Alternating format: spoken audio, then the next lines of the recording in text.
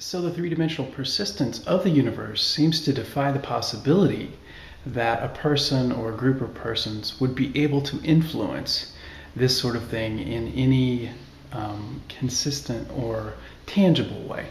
Now, if you understand the concept that there might be multiple universes and that we are sort of traversing through them in our worldly affairs, more or less unconscious of the fact that there are multiple worlds, then that becomes a little more possible and more in the realm of possibility.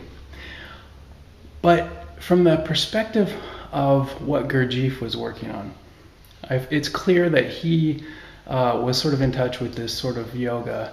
A lot of the Sufi movements came from Gurdjieff, and there's quite a bit on the internet and on YouTube about him. He was a very interesting and amazing person, and I think that he was right on that there is this sort of natural cycle, this Solioonensius, I'm not sure exactly how you pronounce it, but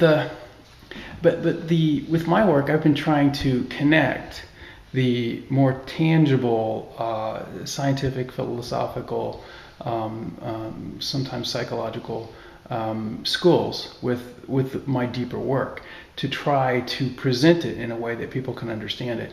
And this might be a mistake. Clearly, I have a practice that is a series, a set of things that I do. I have rituals that I perform that are involved with this sort of maintenance and working with the world, trying to heal particular wrongs and issues in the mental state of the collective, which is a very difficult thing.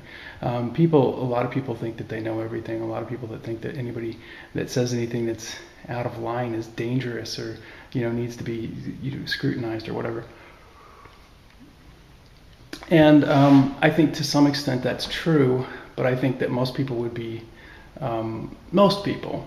amazed to find out the number of things in the collective mindset that seem to be apparent on the surface, seem to be apparently obvious, that are actually false or illusory in some very, very significant way. And so this is where some of my deeper work comes in.